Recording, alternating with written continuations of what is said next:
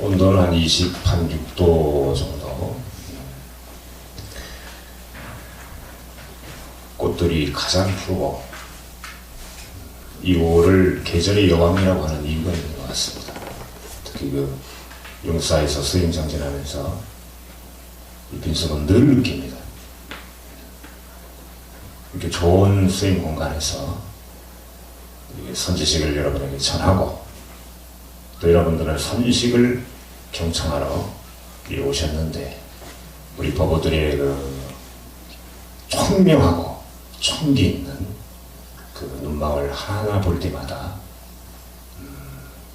굉장히 마음이 흐뭇하고 또 같이 동감하는 그 의미가 있습니다. 그래서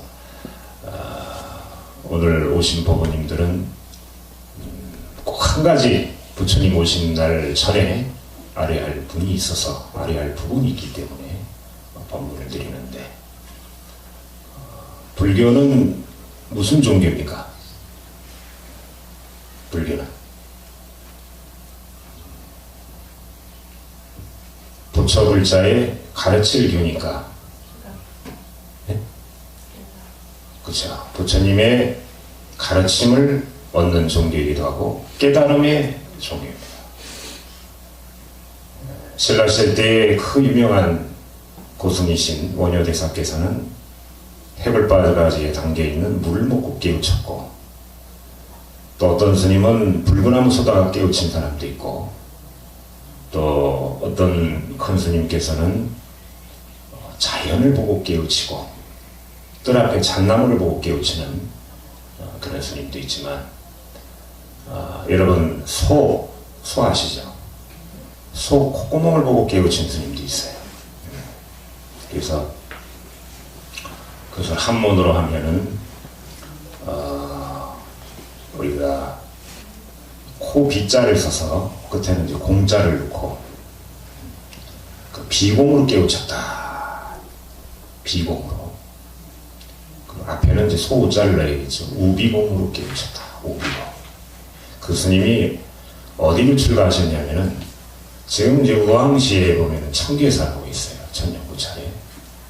개어 스님 문화로 12살에 경허 스님께서 출가하신 게 바로 그 스님이에요. 경허. 한번 따라해보세요. 경허. 저는 덕산인데 저보다 본명이 좀 이쁘죠? 네. 경허. 네, 경허 큰 스님. 근대사의 가장 큰 스님을 이제 꼽아보라.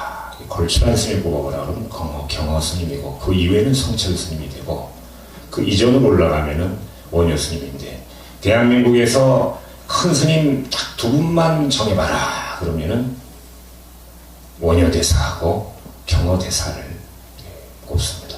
그 외에 뭐 진목 스님이라든가 많은 그 일대의 그 대종사 큰 스님이 계시지만은, 경허 스님이 깨우친 것이 소의 콧구멍을 보고 깨우쳤다. 그 스님께서는 무학자였어요. 아무것도 글을 쓰지 못하는 분이었어요.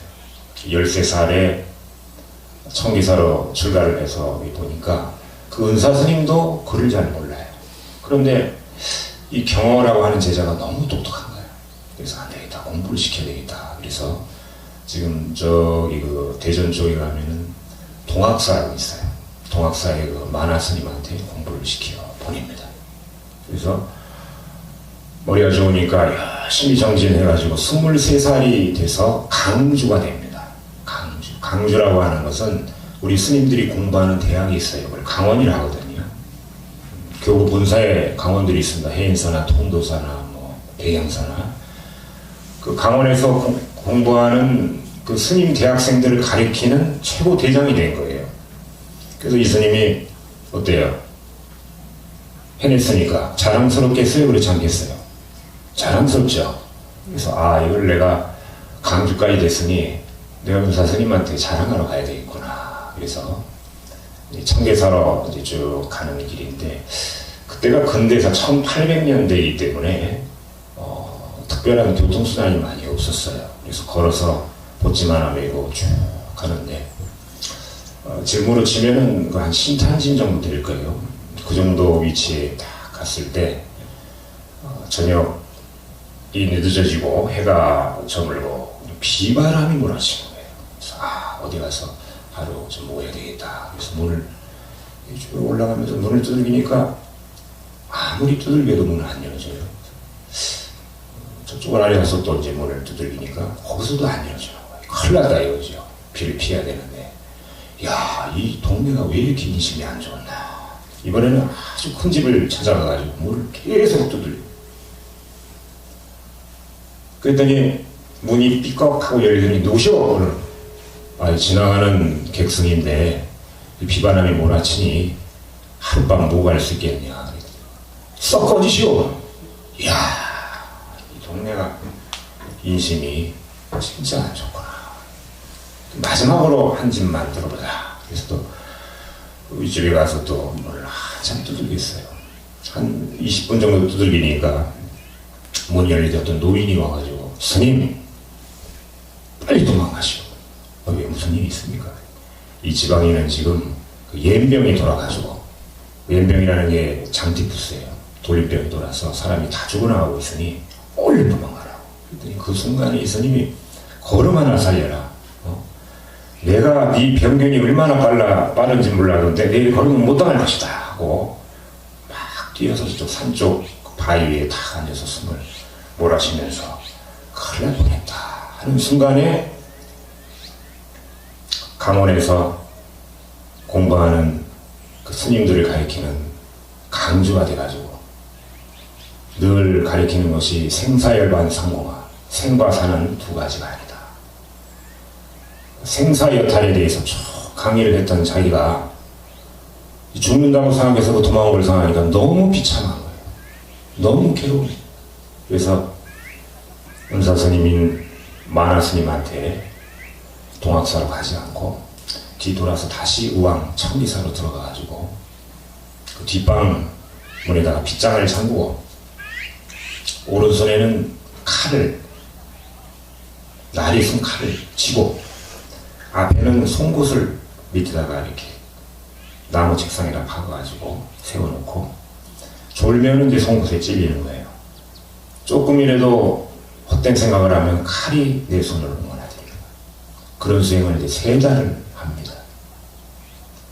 나는 남을 가르칠 자격이 없다. 이 생사도 이기지 못하면서 내가 중이 돼가지고 남을 가르친다는 것은 있을 수 없다. 그래서 강의를 끊고 3달 동안 정진에 들어갔어요. 그때 그 경호 스님 제자가 상자가 하는 사람이 있는데 문을 뚝뚝 두드리고, 근스님 왜?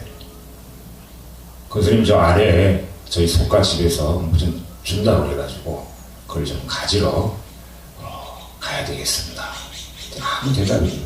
지금 경호 스님은 그게 문제가 아니라는 거지. 자기 수행 정진하고. 그랬더니 그 상자가 그 스님이 말씀이 없으시니 허락하신 줄 알고 내려갔다 오겠습니다. 그래서 집으로 다 갔더니 그 아버지가 너 웬일로 왔느냐. 어머님이 뭘 준다고 해서 가지러 왔습니다. 이놈아 수행하려는 놈이 자꾸 이 속가에 내려면 어떡하느냐. 너희 큰 스님은 잘 계시더냐. 아이고 우리 큰 스님 지금 난리 났습니다. 지금 3개월 동안 나오지도 않고 눈 잠그고 그냥 이만한 구멍에 공약만 넣어드리면 하루 한 끼 드시면서 그러고 계시다. 근데 넌 뭐라고 했느냐 스님한테. 저야 뭐라고 할 수 없죠. 그럼 네가 가서 콧구멍 없는 소가 되라고 하면 될 거 아니냐. 네가 수행을 했으면 그 정도는 알아야지. 이런 얘기를 해요. 그랬더니 그 상자 그 어린 행자승이 그 말을 듣고 물건을 챙겨서 절에 들어가가지고 군스님한테 다녀왔습니다. 군스님 대답이 없어요. 수행하니까. 근데 아버님한테 이상한 얘기를 들었습니다. 콧구멍 없는 소가 되라고 그러는데 이게 무슨 얘기인지 모르겠습니다. 그 순간에 3개월 동안 꽁꽁 닫혀있던 방문이 갑자기 부서지면서 그 스님이 뛰쳐나오면서 경화스님이 깨우쳤다. 우비공이다. 다시 말하면 소의 콧구멍이다. 소의 콧구멍을 보고 깨우친 분이 경화스님인데, 여러분 그 소 보신 적 있죠? 소의 코에다가 이제 이렇게 고리를 해가지고 고삐를 매잖아요. 그 농사질 때, 그죠? 예. 소 목에다가 끈매가 이게 끄는 거 봤습니까? 없잖아요. 꼬매 꿀잖아요. 그러니까 우리가 이런 말 있잖아요. 코가 꿰까, 뭐 이런 얘기 있잖아요. 그죠? 자, 우리 그 삶이라는 것이 바로 이 곱비 메인 소와 같은 삶이라는 것을 알기 때문에, 아, 내가 생사라고 하는 것에 이 곱비가 매가지고 끌려다니느라고 그동안 깨우치지 못했구나. 그래서 내가 이제야 깨우치는구나 하는 얘기예요. 이 얘기는 여러분들이 이게 딱 꼬여있는 이 곱비가 기본적으로 6가지가 있습니다. 첫 번째 곱비는 뭐냐면 눈이에요. 눈. 그 다음에 두 번째가 요 귀예요. 세 번째가 요 입이고, 네 번째가 코, 다섯 번째가 몸뚱아리, 여섯 번째가 생각입니다. 그래서 예를 들면은 저쪽에 지금 촬영하고 계신 도사님, 저분이 이제 YTN 아시죠? 24시 YTN 그 기자하고 전혀 관계없는 분이에요. 촬영하시는. 죄송하지만 제가 볼 때 나이가 한 30대 정도 이렇게 보이는, 맞죠? 그 영화배우 송혜교하고 많이 닮으신 것 같아요. 웃으시잖아. 그지? 그러니까 우리가 칭찬을 하고 또 이런 부분에 금방 넘어가고, 또 예를 들면은 나이 한 60, 한 2살 된 분한테 길거리에서 당신 정말 아름다우니 실버 모델 한번 해봐라, 시니어 모델 한번 해봐라. 그래가지고 칭찬을 해주니까 제가 되겠습니다. 훌륭합니다. 그래가지고 한 300만 원 사기당입니다. 뉴스에 나와요. 그리고 이제 우리가 이 귀를 잘 다스려야 되는데 이거를 잘 못 다스려요. 그 두 번째는 입도 마찬가지. 우리가 아까 천순이 했습니다만 전구업 진언이 있잖아요. 입으로 짓는 죄가 가장 크다고 하잖아요, 불교에서. 남을 칼로 찌르면은 다치면은 병 와서 고치면 되는데 마음의 상처는 평생 갑니다. 드라마가. 입을 조심하지 못해. 이것도 역시 우리가 살고 있는 이 사바 세계에 탁 깨어 있는 소의 곱비랑 똑같아요. 그리고 칭찬도 마찬가지입니다. 좋은 얘기 들으면 그렇고, 또 말도 그렇고, 또 어디 좀 맛있는 거 한다 그러면 냄새로 많이 찾잖아요. 제일 중요한 것은 돈입니다. 이 재물에 벽이 걸리면 부처님도 제도 못한다고 하는데, 거기에도 이 곱비가 이 소처럼 탁 껴가지고 한 시운 정도 되면은 한 10억 정도 열심히 성공해서 벌었으면 그걸로 좀 만족을 하고 해야 되는데, 욕심이 탁 들어서서 50억, 100억 이렇게 하잖아요. 그러다 보면 한 60, 한 5세 되면은 몸이 아프고 그냥 죽습니다. 그럼 결국에는 자기 위해서 돈을 쓰거나 장례식에 들어가는 비용으로 쓸 수밖에 없어요. 왜? 올 때는 정해서 왔지만 갈 때는 언제 갈지 모르니까.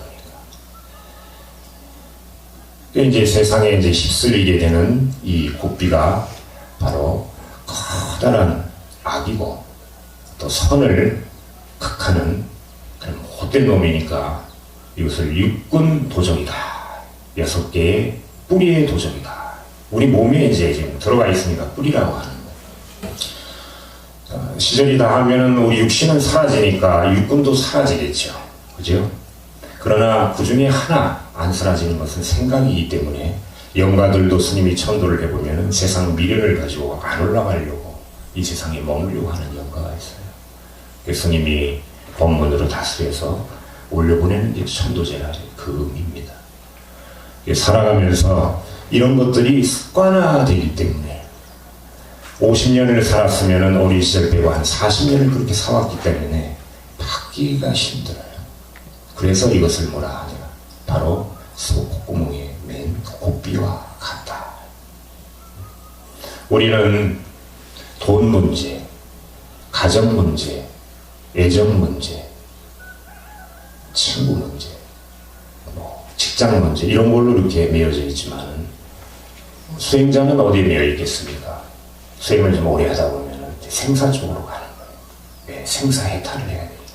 그래서 경호 스님이 그 그것으로 깨우쳤다는 거예요. 여기서 우리가 이제 시사할 바, 또 우리가 느낄 수 있는 것은 세상 살아가면서 우리가 이렇게 고삐에 떼여서 타력에 의해서 살아가고 있는 것이 아닌가. 자력에 의해서 내가 내 성품 보고 내 불성을 보고 살아가야 되는데 대부분 보면 타력에 의해서 살아가는 경우가 굉장히 많습니다. 그러니 어때요? 원망을 해요. 내가 했다면 나의 자신은 크게 원망을 안 합니다. 그러나 남에게 의지했다면 원망을 해요. 예를 들면 여러분들이 로또 복권을 사는데 항상 가는 데가 있어요. 거기 가면 늘 안 돼. 그럼 그 가게를 원망을 하겠죠. 그 기도라고 하는 것은 부처님 뜻대로 해주세요 하는 것이 가장 좋은 기도인데, 부처님 이거 좀 해주세요, 산신님 이거 해주세요 해서 만약에 부처님한테 해서 기도가 이루어졌고 산신에게 기도해서 이루어지지 않았다 그러면 그 사람은 산신감을 안 찾더란 말이죠. 원망을 하는 거예요. 그러니 기도라고 하는 것은 이렇게 우리가 타력을 하지 말고 자력으로 한번 해보자. 그런 기도가 무슨 기도입니까? 참선 기도예요. 나 자신 한번 보고 화두 하나 가지고 정진하고 이런 기도예요. 우리 불교는 타력신앙이 아닙니다. 자력신앙. 자력신앙. 여러분들 마음속에 항상 불성이 있어서 부처님 한 분씩 갖고 있다라고 생각하세요. 부처님 한 분씩 모시고 있다라고 생각을 하세요. 그리하면은 부처님 오신 날을 앞두고 여러분들이 살아가면서 괴로운 일 굉장히 많죠. 그죠? 결혼하기 전에는 어땠어요? 하늘에 있는 별까지 다 따줄 것 같고 내가 하는 대로 다 할 것 같았는데 남편이 그래? 뭐 잘해주기는커녕 시댁 식구들하고 한편이 돼가지고 괴롭히기도 하고 돈 문제로 속상해도 시누이를 돌봤더니 시동생이 속을 새기고 자기 어머니한테 친어머니한테 갖다 줄 용돈도 없는데 시어머니한테는 이게 잘해주고 이게 괴롭다. 그래서 스님 저는 문제는 없는데 남편이 문제입니다. 직장에서도 마찬가지예요. 저는 문제는 없는데 팀장이 문제다. 팀장은 저는 문제가 없는데 우리 직원이 문제입니다. 남한테 전가를 하고 그것이 이제 타력심인데 우리 불교는 그것을 먼저 없애야 여러분들이 이 고삐에서 벗어나는.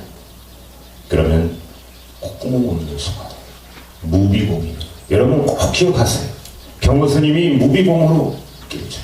그래서 나는 이 세상이 비록 오합탁세의 세상이고 이 세상이 비록 욕망과 욕심의 세계이긴 하지만 그래서 욕계라고 부르고 사바세계라고 부르지만 나는 이 세상에 있으면서 내 자력으로 부처님께 정진해서 내 불성 밝혀서 이 세상에 끌려가는 그런 소가 되지 않고 콧구멍이 없는 소가 돼서 내 스스로 자유화지겠다. 이것이 해탈입니다. 그러나 여러분 이 쉽습니까? 이 수행자도 그 큰 스님도 23살에 그 어렵게 깨우쳤는데 여러분들은 이 짐승 속에 발을 담그고 있는 대중이잖아요. 그러니까 어렵겠죠. 그래서 불교의 꽃이 연꽃인 겁니다.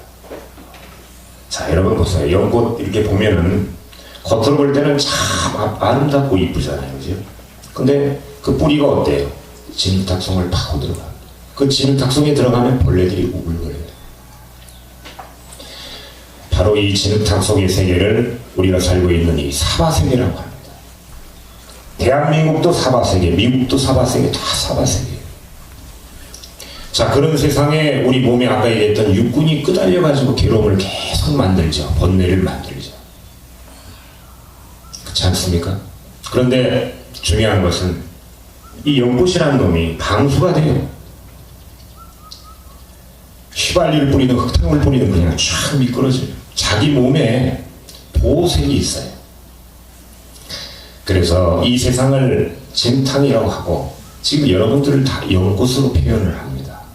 그래서 불개의 꽃이 연꽃이 되는 이번 부처님 오신 날에 어때요? 우리가 연꽃을 밝히죠. 이 연꽃을 밝히는 것은 물론 여러분들이 소구소망을 이루는 그런 원력도 있지만 지혜를 밝히자는 연력도 있겠지만 제일 중요한 것은 내가 지금 이 세상에 이 고삐가 이렇게 뚫려 메어가지고 사는 소가 됐지만 눈으로 보고 귀로 듣고 이래서 여기에 이제 끄달려갖고 살아가고 있지만 그래도 적어도 연꽃처럼 물들지 않는 그런 청정한 사람이 되겠다라는 의미예요. 그래서 연꽃등을 밝히는 겁니다. 큰 스님이 그렇게 깨우쳤다고 하니까 우리들은 어때요? 흉내라도 좀 내봐야 되잖아요. 그래서 제 법문을 들으시고 여러분들이 해야 될 것은 그래 무비공이다. 그러니 나는 이제 가정도 버리고 직장도 때려치고 깊은 산에 들어가서 내가 무비공이 되어야 되겠다 이게 아니고 여러분들이 현장에서 직접 현장의 진흙탕이니까 여기서 깨우쳐야 여러분들이